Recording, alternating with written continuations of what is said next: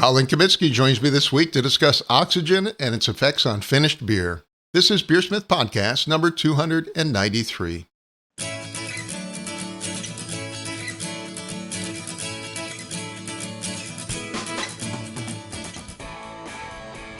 This is BeerSmith Podcast number 293, and it's late November 2023. Colin Kaminski joins me this week to discuss oxygen and its effects on finished beer.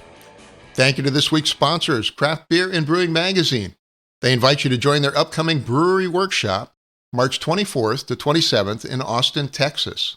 This one-of-a-kind event brings together professional brewers to help you start or grow your own craft brewery.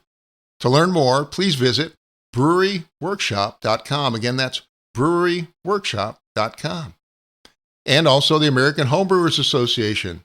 The Homebrewers Association invites you to join today and get a free bonus book. Join for 1 year and select a free brewing book for more than 60 titles to match your fermentation goals. Visit homebrewersassociation.org to join the American Homebrewers Association and treat yourself to a new brewing book. And BeerSmith Web, the online version of BeerSmith brewing software.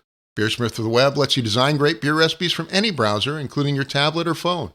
Edit recipes on the go with access to the same full suite of recipe building tools as our desktop version. Try BeerSmith Web today by creating a free account at beersmithrecipes.com. And finally, a reminder to click that like and subscribe button on YouTube, iTunes, Spotify, or whatever platform you're on. Clicking those buttons is a great way to support the show.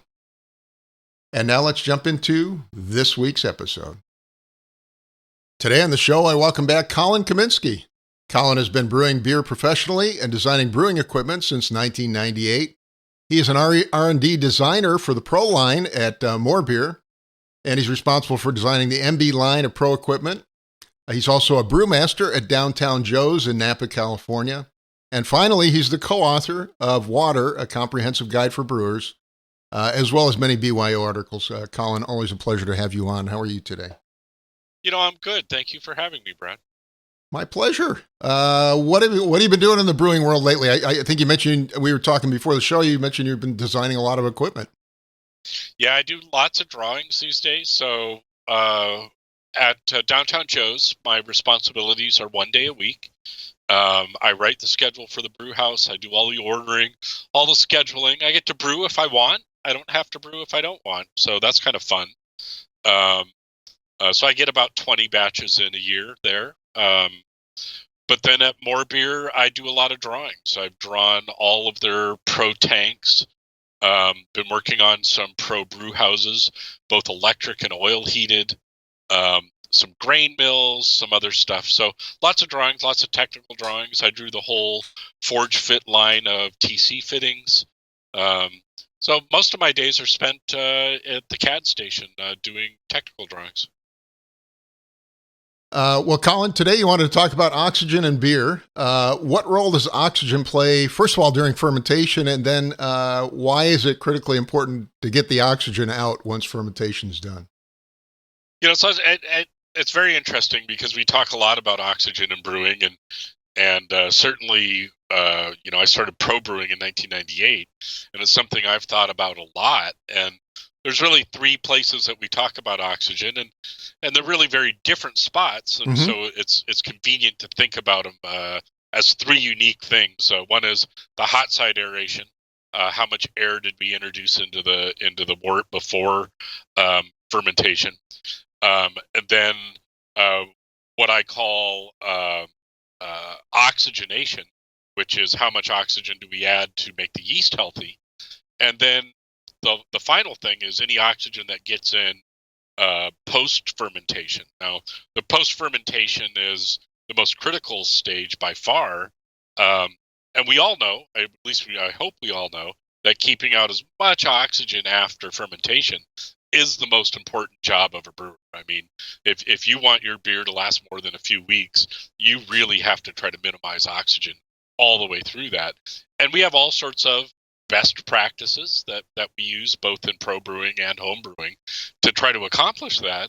And I always thought, I'm doing a pretty good job. Well, other day, I was very lucky. I got to borrow an Anton Par C box.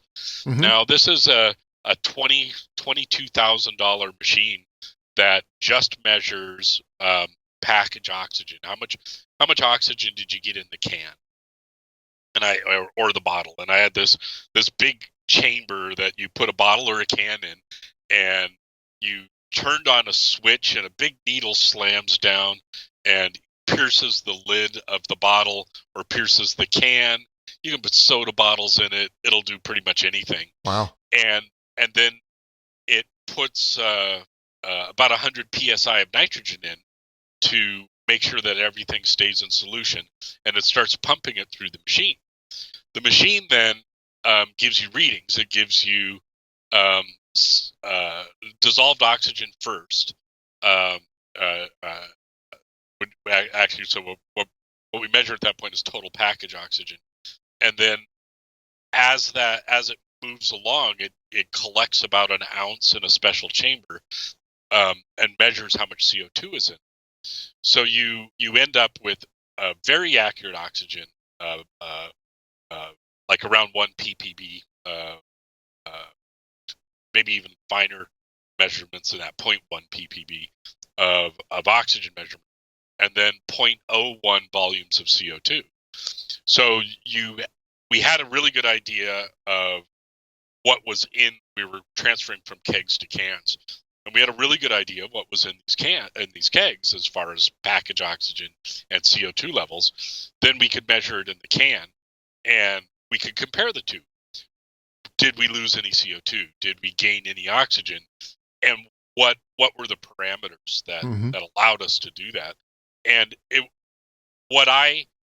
all of the things I've been taught over, all of the things that we've all been teaching over the years, they're all true. They all make a big effect on oxygen. What I didn't realize is that it's not well, if you do this, you're going to get 50 ppb, and if you do it wrong, you're going to get 60 ppb, and if you do it really wrong, you're going to get 80 ppb.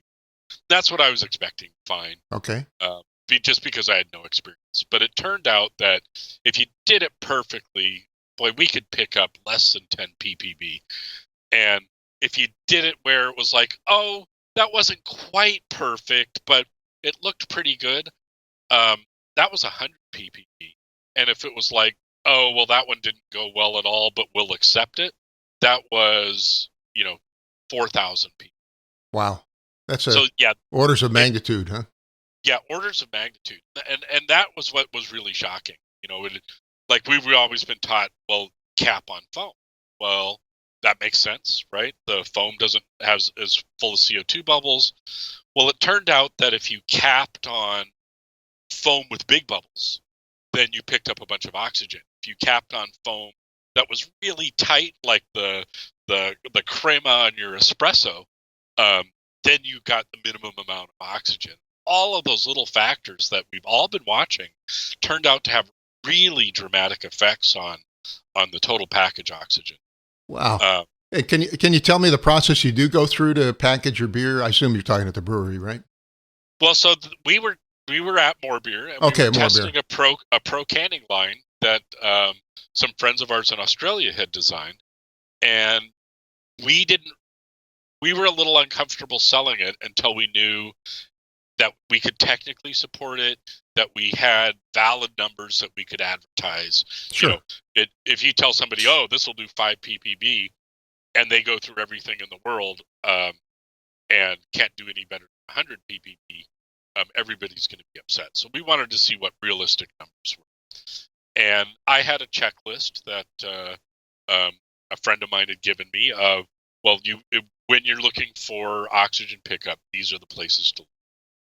And everybody thinks, oh, well, it's all in the fill head. If the fill head's designed right, it's going to work perfectly. And really, the fill head doesn't change, right? So we had no control over the fill head. We could adjust purge times and some things like that.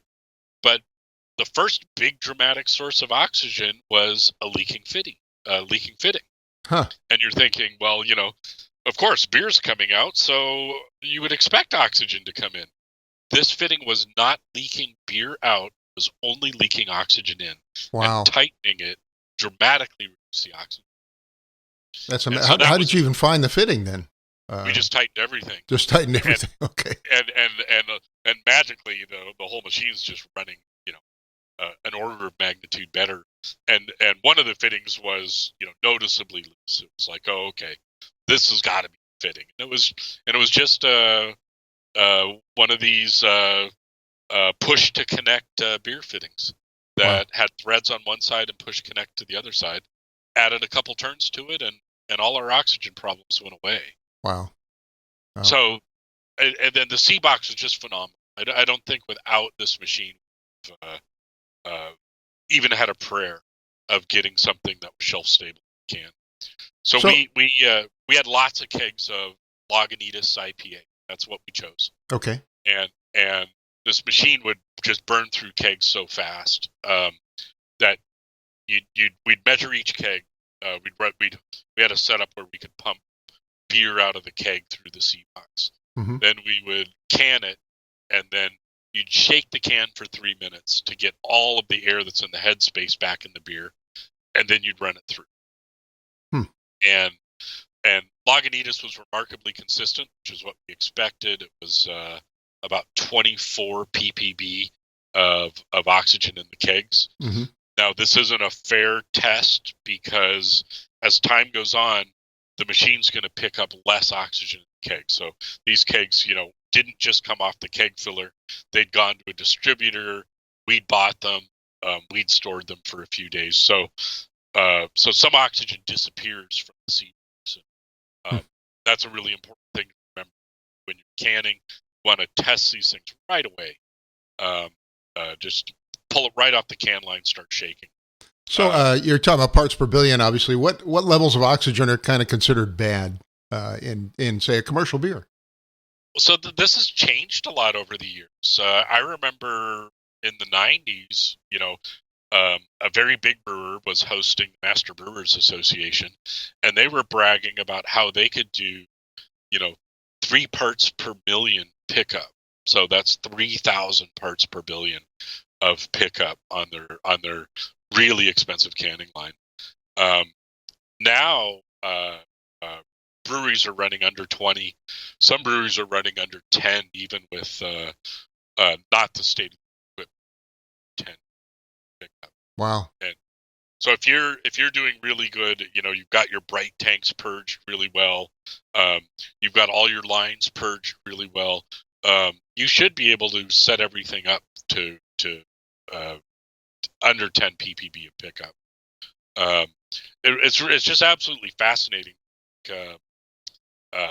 We purged the lines with water, thinking that would help the oxygen levels, and it was actually terrible for the oxygen levels because tap water, even running straight out of an RO filter with no aerator, was running 4,500 ppb. Wow. And it took a lot of beer to rinse that out. Yeah, and I imagine if I took water out of my tap with the aerator, it would just be off the charts, right? It would be beyond where the C box could measure. Yeah, it would be out of scale. Wow. The C box instructions tell you not to trust 1,000 ppb. So yeah, when we did it, because we did hot and cold water, just because I wanted to know, off the scale, and just phenomenal. So we played with de-aerating water. Took a homebrew kettle, heated the water up to 210, let it cool naturally. Didn't try any forced methods of cooling, and that was the lowest we could get, but that was still pretty high. Yeah. Still over 100, and that was remarkable. We were expecting that heating and cooling water, we'd be able to get it much lower. So, compare, what kind of process do you go through with this canning line? Is it purging all the cans? I mean, what steps is it taking to help reduce the oxygen level in the beer? So this was released out of Kegland in Australia, and it's a professional line. It's like $35,000. Yeah. And so we found rinsing the cans made it awful because we couldn't get the oxygen down low enough in the water. So we were blowing out the cans and putting them on the line. The two heads would drop down, and they would give us the first head would purge CO2, and then the cans would move one slot over, and the second head would fill with beer. The fill nozzle has a valve all the way at the bottom of the can, right? So it's a plunger that goes down through the head to open a valve all the way at the bottom. And the beer would come in and fill pretty quickly there. And we would have to set, the fill rate was set by pressures. You would increase the keg pressure if you wanted the fill rate to go higher, to go faster. Then the fill head was pretty big, so it would start to pull out before the can was full. Right before it would exit the top of the beer, it would add more beer. And it had a flow counter so that you knew we were filling 500 milliliter cans. Mm-hmm. So we would had it set exactly to 500 milliliters. So it would do 425 milliliters. Then right as the arm was lifting out, it would do that last 75 milliliters. That would create a little bit of foam. If that foam was nice and rigid so that the lid was just floating, the automated system would put the lid on, Sure. and it would just be floating, but not very high, like a millimeter off on this really thick, hard foam. And we capped it. That's when we got our best results. Wow. Amazing. And it automatically just went into the seamer. Then a rinser would rinse it, and it would go on to the outfeed. And the way we had the machine set up was very labor intensive. You only had 4 cans on the infeed and 4 cans on the outfeed. So it was 2 people running around pretty good. And the whole time we're trying to video all of this so that we could see what we were doing and compare the numbers. Wow. So, I mean, quite a few more steps than probably an average homebrewer would take. Huh? Well, so let's think about that. Let's say you had a little canning machine at home, whether you have the October or bottling, maybe, or bottling, right? So you're probably sanitizing your bottles and putting them on a bottle tree.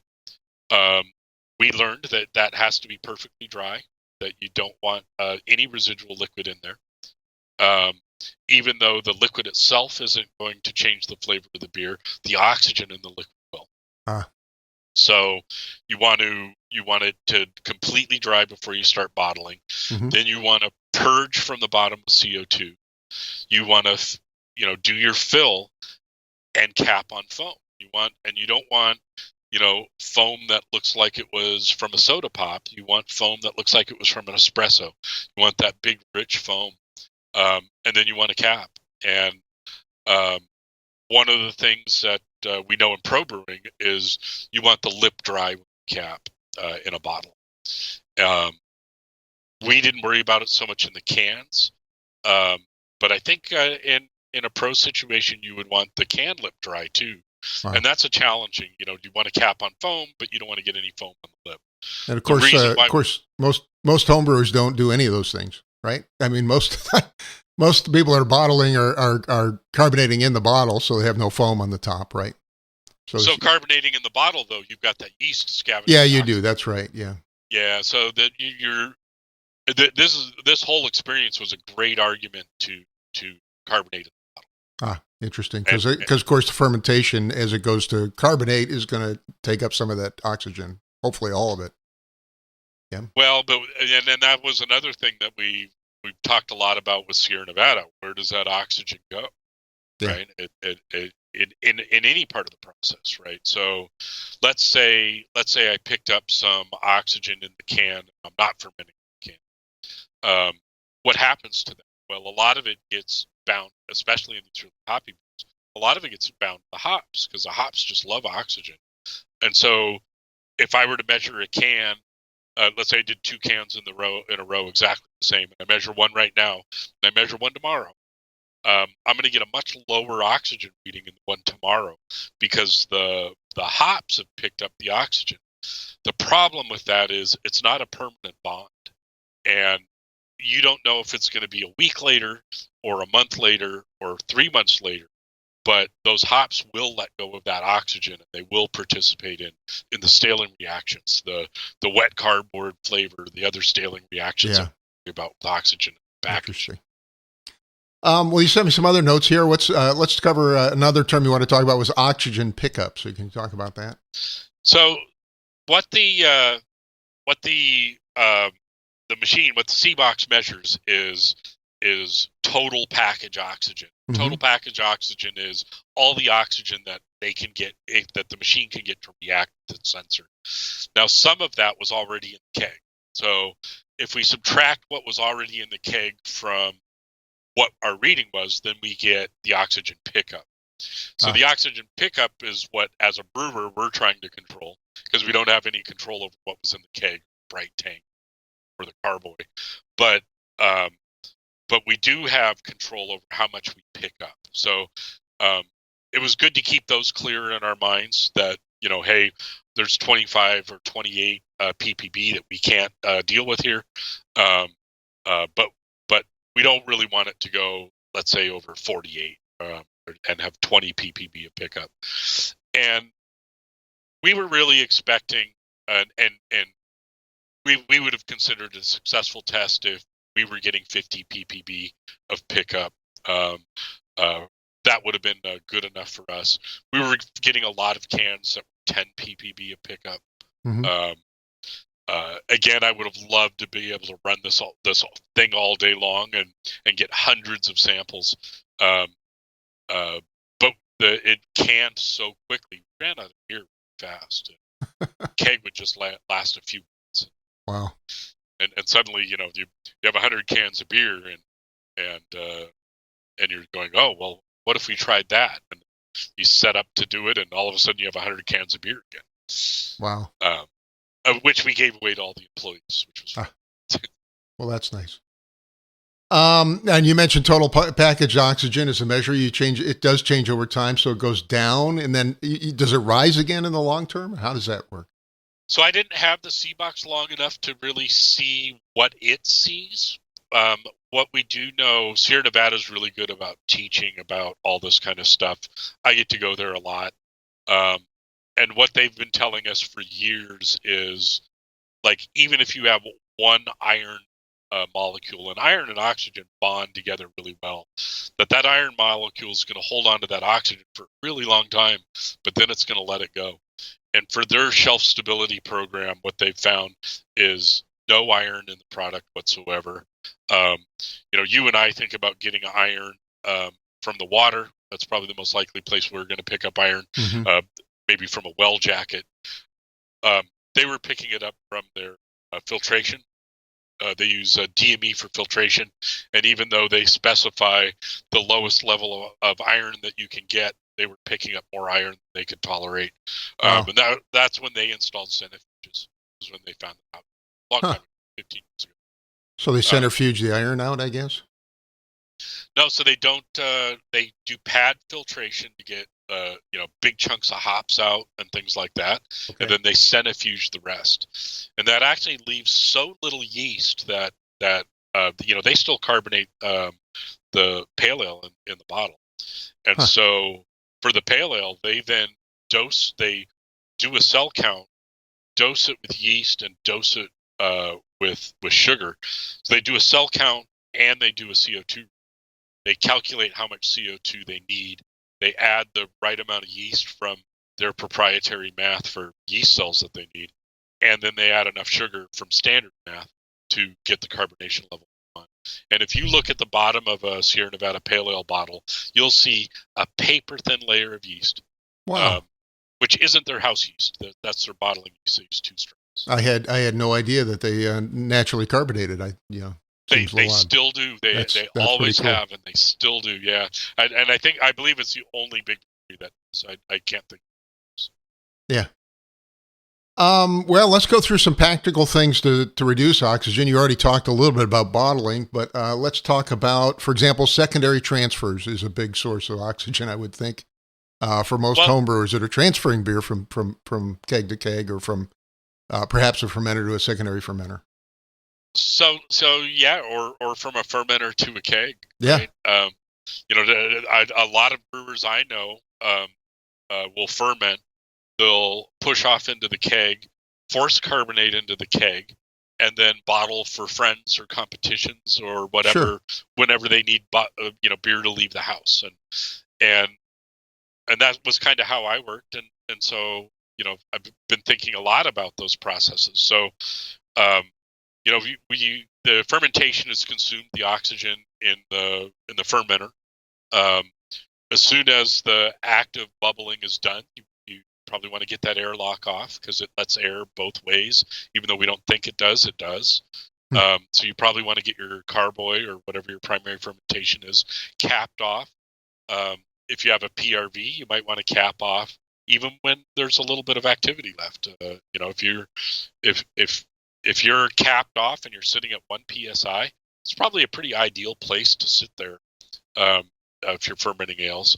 And so then you're pretty stable there. But then you're going to transfer it off into something that you can work with, whether that be a keg or not. And we talked a lot about so let's say we we take the keg, pressurize it to 20 psi, we vent it. We pressurize it again to 20 psi and vent it. Sure. At the brewery, our carbonation line is 28 psi. So we would pressurize bright tanks to 28 psi. I would do that 3 times and think, well, I've got, most of the oxygen out. Well, I've got 92% of the oxygen. This is the math I'd done years ago. And I thought that was a lot. And it turns out that's not very much oxygen. I'm still leaving a ton in the tank. Yeah, I was going to say that is probably quite a bit of oxygen, right? Yeah, that's quite a bit of oxygen talking about PPV. And yet I thought I was helping, and I probably wasn't.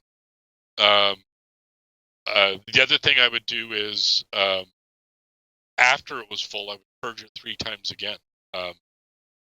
And that was probably helping a little, but all that stirring while I was transferring into the keg, all that stirring was probably pulling oxygen out of the headspace. At the brewery, our beer never leaves the building; it's always cold, so staling reactions are going to happen really slow. We serve our beers super fast. We don't age anything, so it probably didn't bite me in the butt yet. But yeah, that's still something we're looking at now. It's like, how do we do better? And one of the things that I've always done homebrewing, it's like, well, it's only 5 gallons, in a keg. Why not just fill the keg with water and push it out with CO2? Then I know there's no oxygen in the headspace, but all that residual water had all that oxygen in it. The water's full of oxygen. Yeah. The water's full of oxygen and you can't get it. You can't push it all out. And does it help if you let it settle a little bit? I know. For example, CO2 is heavier than oxygen. Does it eventually settle and separate a little bit? All the math I've done, and I haven't done any experiments with this. Yeah. All the math I've done says that CO2 blanketing can't be effective. Okay. That at the temperatures we're working with, the Brownian motion of the molecules is going to stir up that layer, that blanket. Chaos reigns, huh?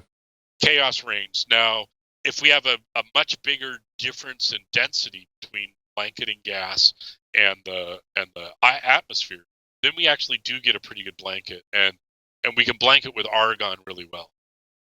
Argon, however, is super expensive. Yeah, I was going to say probably not practical for a home brewer. No, but we see the winemakers around here use it a lot, and it is very effective, and they measure it and can measure that it's effective. But I don't see us going by argon as home. So again, I'm trying to transfer, and I have a system where I can transfer directly out of the like a conical fermenter right into the keg, and I'll purge the keg, and I can put CO2 pressure on the fermenter, but it's still not perfect, right? It's still not even close to perfect. Yeah, and I think better would be to heat your water up to 210. Bubble. So let's say you've got your boil kettle. You put 6 gallons of water in it. You heat it to 210. You hook up CO2 to the bottom. Give it a really good purge.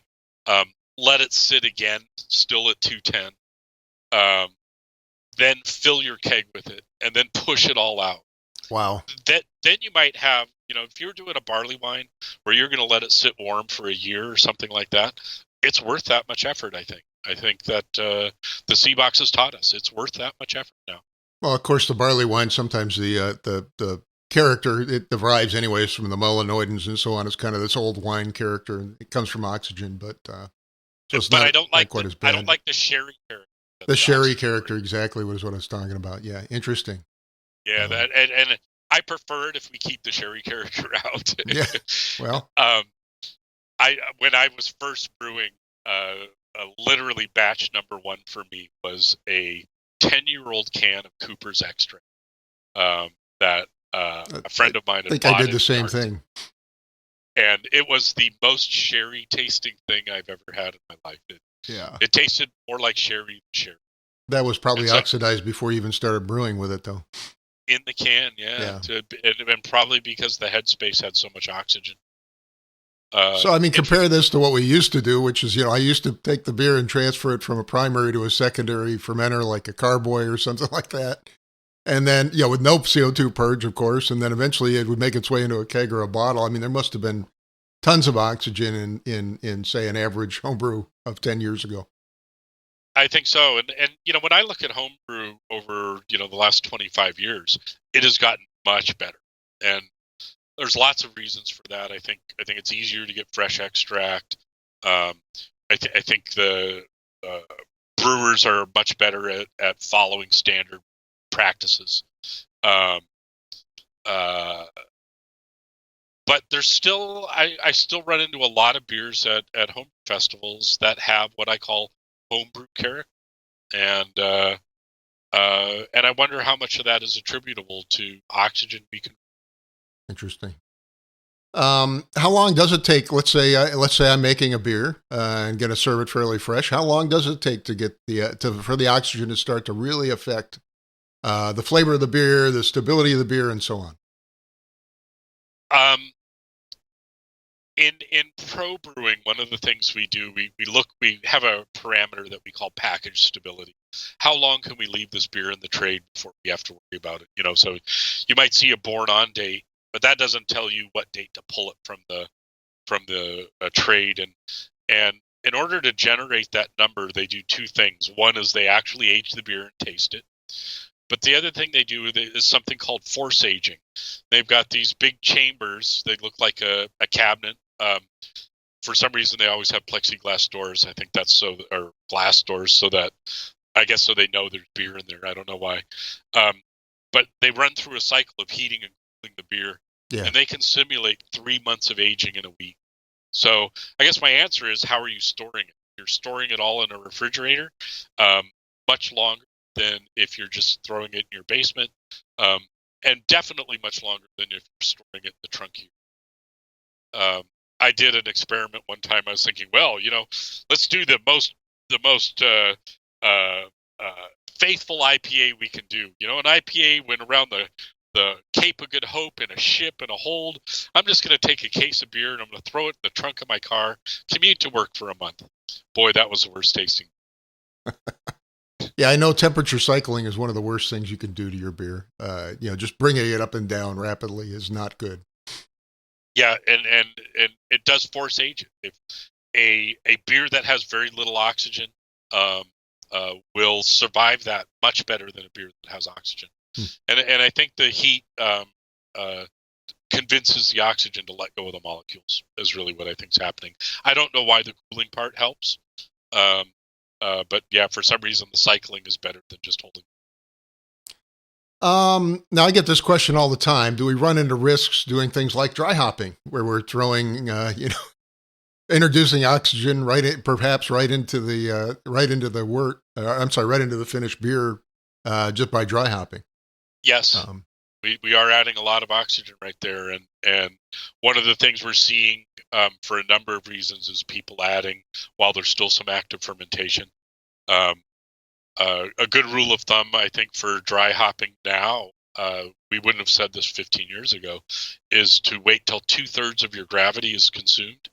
And then let's say homebrewing or pro brewing, we work in Plato, but let me convert to SG in my head. So in specific gravity, let's say we're starting at 1060.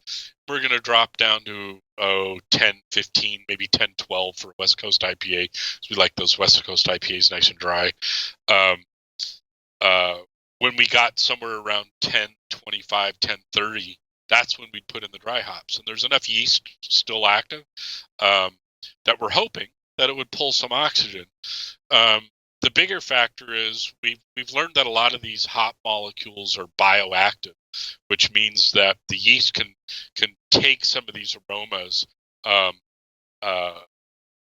work on them, add bigger chains to them. Yeah, there's biotransformations take place, right? Yeah, exactly right. And that only happens if the yeast is still active. There's a lot of factors. It's strain dependent, both for yeast and for hops. But we do see a lot of that. We're actually learning a lot about hop chemistry. That would be a whole nother hour.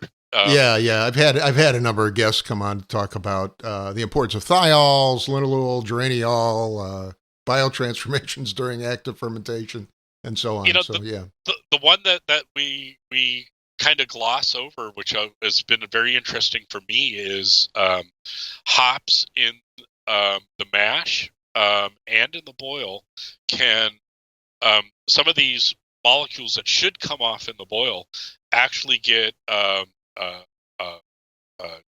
glucose connected to them, and their evaporation temperature goes up. How much we lose during the boil goes down. They get into the fermenter, and the yeast can scavenge the sugar off them and release that aroma that we would think was gone. And that's something that we don't talk a lot about in the industry. We know it exists. We know that's probably how mash hopping works and first kettle hopping works, to bring in more aroma to the beer. But so far, it's not a big part of what we're talking about. And I assume you run the same risk adding like finings and additives in water afterwards as well, right? Yeah. I used to mix finings with little tap water, and that's probably not a good idea. No, terrible idea. Mix it with beer. Pull a sample of your beer and mix your findings in beer, and then add them back. Yeah. I did it too. I used to do silica and PVPP in tap water mixed with a blender. Yeah, never do that again. With a blender, that's probably, you make it even worse. Yeah, right. Another question I often get, do oxygen absorbing bottle caps really do anything? So, well, the short answer is yes, they do some. And we can measure that. As soon as they get wet, they do scavenge oxygen. Over the long term, they might release all that oxygen back out. And that's something that would take a fair amount of testing before I would incorporate them into the brewery. But the moment they get wet, they take all the oxygen. So let's say you take some tap water and you make up a sanitizer, and you sanitize those caps. Well, all that oxygen scavenging's done at that point. It's not going to do anything after that. It probably just holds that oxygen so that you can cap it onto your beer. So if you're using them dry out of a package, you might get some scavenging, but it might release it after a week or month. Interesting. What about hot side aeration? We haven't really opened that topic. We did talk a little bit about, obviously you need oxygen during fermentation, but hot side aeration has been a sort of a controversial topic for many years. Some people say it's really no big deal. I think I had some guests on saying, it's important, but it's only important if you got everything else fixed first. So how big a deal is hot side aeration, which of course is where you introduce oxygen into the wort before it's been fermented? Well, yeah. So fix everything first. I think that's great advice, right? Yeah. It's not the night day difference that package oxygen is. However, what I've found, I can't eliminate all the oxygen. I don't have the ability to wet mill. I don't have the ability to put a floating lid on my mash. Ways that we could really make some dramatic oxygen reductions. But I do have the ability to put in oxygen scavenging chemicals in. I don't know if you guys have talked about trifecta blend. No, I haven't. Fascinating thing. They basically mix ascorbic acid, a tannin that I was always told comes from burl wood, but no, I think it comes from somewhere else now. Um, and what's the other one? Uh, Sulfites. So they take a blend of those three and they add them to the strike water, and that scavenges all the oxygen out while you're stirring mash, so that all the air that's trapped in the husks that's making all that foam on the top of your mash tun, that all gets scavenged out. And then if you have a dissolved oxygen meter, you might take a reading after mashing and do it one more time before you start to boil. Mm-hmm. These, if you have an oxygen meter, these are good home methods to utilize. What's the website that talks into that? What is it? Modern Brew House, maybe? Maybe, I don't know. These guys are great. They go through all the papers. I bring them up a lot. Pardon. I bring them up a lot, and they've contacted me before, and every time they do, it's like, wow, really? I should be paying attention to that too. They always shock me. And one of the ones, I always get teague on the top of my mashes, and that's considered in my world. The way I was taught, that if you have teague on the top, that means you're using your mash as a filter effectively.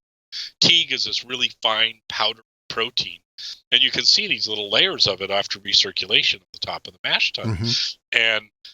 And I was talking about it with one of these guys, and whose name escapes me, I'm sorry, and he's like, oh yeah, if you see teague, you've got oxygen. That you just do not get teague without oxygen. And I'm like, wait a minute, I've seen that in 1,200 batches in a row. Huh. You mean I've got to do better?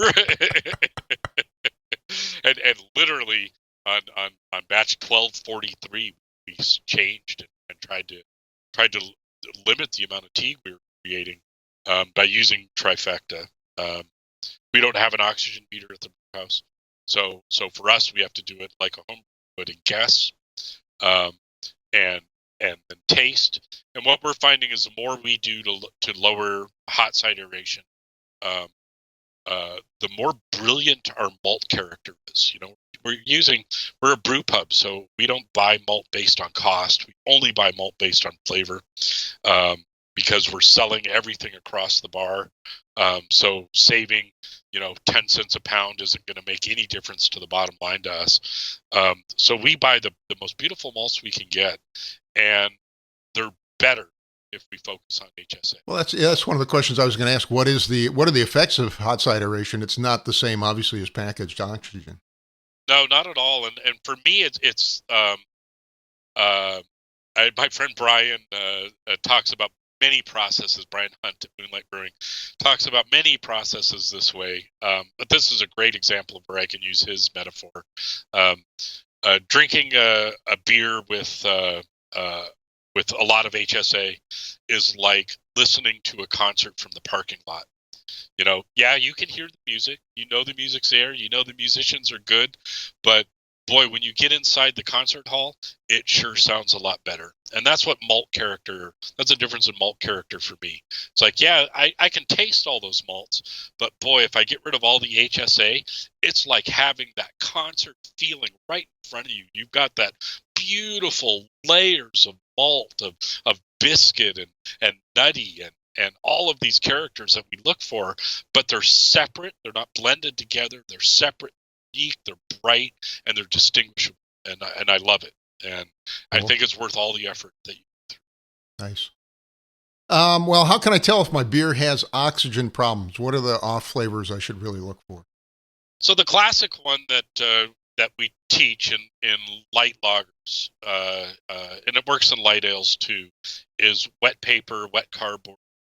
And you can, the Siebel tasting kit's got some great examples in it of those characters. And I really encourage everybody to do some flavor training.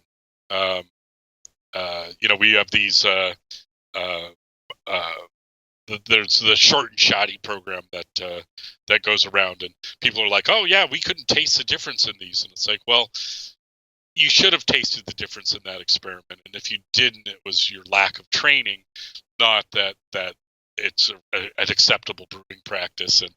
And I kind of get into that argument with not on all of their topics, because some of the topics I really do believe that yeah, it probably doesn't make that big of a difference, but some of them, you should have been trained to taste this before you were asked to actually taste these beers.